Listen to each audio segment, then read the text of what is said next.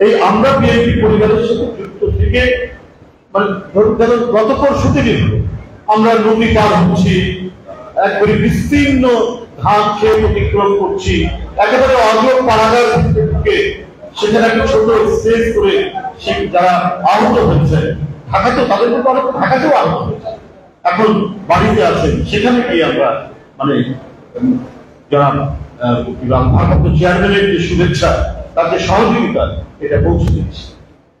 তো এই যে মানে কাজের যে ডাইমেনশন, এই ডাইমেনশনটা আমাদের প্রচলিত রাজনীতির বাইরে আমাদের তো অন্য একটি জায়গায় এবং যার মূল তত্ত্বাবধান এবং যার মূল পৌরোহিত্য এবং অভিভাবকত্ব আমাদেরকে এটা করতে উদ্বুদ্ধ করেছে তিনি তো আমাদের নেতা স্বয়ং তারেক রহমান। রাত্রি 3:30 বাজে হঠাৎ ঘুম দেখলো, ভাবলো হোয়াটসঅ্যাপটা চেক করলাম, দেখি যে তিনি একটা অনলাইনে একটা নিউজ পাঠিয়েছেন ফরিদপুরের নগরকান্দায় বিএনপির নামধারী কোন লোক একজন গরিব লোকের বাড়ি দিয়েছে। আমি খবর দিলাম মিথুন আমার বাসার কাছে থাকে, কিন্তু চেয়ারম্যান সাহেব খবর দিয়েছেন এটা খোঁজ নেওয়ার জন্য, চলো আমরা চলে যাই।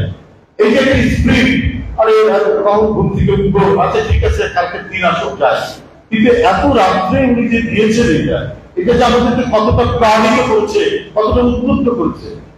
মিথুন বললো যে এখন ইয়েকে কি বলে যে আমরা রুম্মনকে কি করে যাবে, যেভাবে হোক ধরো এই ধরুন 8টা 8:30টার মধ্যে আমাদের প্রিপারেশন আমরা গেলাম এবং এর যে মানে ফলপ্রসূ ফলাফল চিন্তা করতে পারবেন না। ওনার ইনস্ট্রাকশন ছিল যারা এই কাজটি করেছে তাদেরকে এই গরিব মানুষের ঘর বাড়ি করতে হবে, এবং আমরা ওইখানে গিয়ে মানে যে সহযোগিতা গিয়েছিলাম চেয়ারম্যানের পক্ষ থেকে দিয়ে আমরা ফিরে আসছি 3 দিনের মধ্যে সেই লোকটি আমার বাসায় এসে বলেছে যে আমাকে বহিষ্কার করেন না, আমি তার সব বাড়িঘর ঠিক করে দিয়েছি।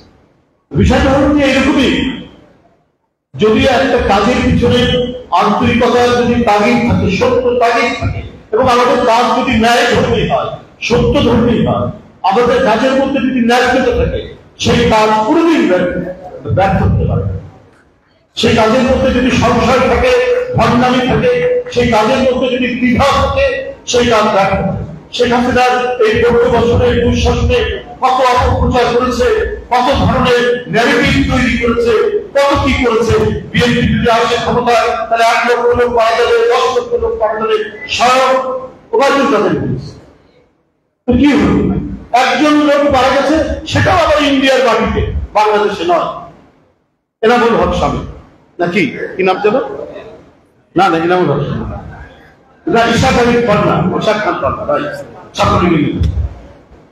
তো এই যে আপনার অপপ্রচার করা, অপপ্রচার দিয়ে বিভ্রান্ত করার চেষ্টা করছে, কিন্তু ক্রমান্বয়ে মানুষ কিন্তু স্পষ্ট হচ্ছে।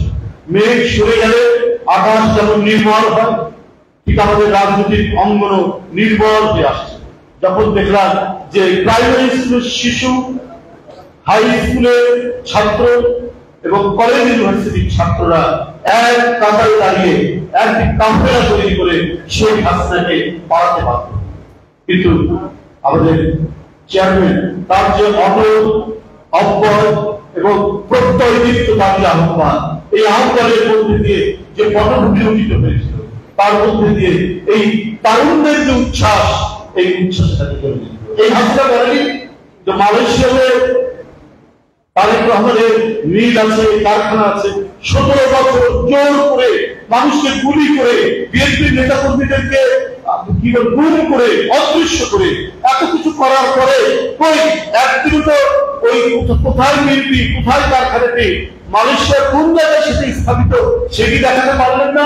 বিএনপি যখন ক্ষমতায় তখন তিনি এই কথাগুলি বলেছেন, অথচ দেখুন বিএনপি ক্ষমতায় এই কথা বলার জন্য আপনার শেখ হাসিনাকে কিন্তু গ্রেফতার করেনি, বা তার কোনো দলের লোকজনকে গ্রেফতার করেনি, একটা মিথ্যা বানোয়ার অপপ্রচারের জন্য করেছে।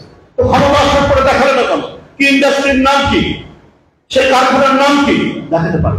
এইভাবে একটা মিথ্যা বয়ান তৈরি করে তারা মানুষকে বিভ্রান্ত করার চেষ্টা করছে। তাই আমরা বলি যেটা সত্য সেটার পক্ষে থাকা দরকার। আমি বক্তব্য আর বাড়াবো না, শুধু একটি কথা আবার কেন জানি বলতে খুব ইচ্ছে করছে। আজকেই দেখলাম আমরা সবাই বিএনপি সহ সব গণতান্ত্রিক দল যে সরকারটিকে সমর্থন করেছে, সেই সরকার দেশ চালাচ্ছে, ঠিক আছে, আলাপ আলোচনা তর্ক বিতর্কের মধ্যে দিয়ে থাকবে, কিন্তু সমর্থন এটা করছে। কিন্তু আজকে গতকালকে আন্তর্জাতিক একটি গণমাধ্যমে যে কথাটি বলেছেন প্রধান উপদেষ্টা, এইখানে কিন্তু একটা বড় ধরনের প্রশ্ন মানে আমাকে সবসময় আমার মনে করতে থাকে। 4 বছর লাগবে সংস্কার করতে, কেন? সংস্কার তো যুগে যুগে বিপ্লব আন্দোলনের নেতৃত্ব দিয়েছে মানে পলিটিক্যাল পার্টি তৈরি করেছে, কনস্টিটিউশন, পার্লামেন্ট। এটা তো আমরা ইউরোপের ইতিহাসে দেখছি, সেই 1215 সাল থেকে এখন পর্যন্ত এটা তো রাজনীতিবিদদের অবদান।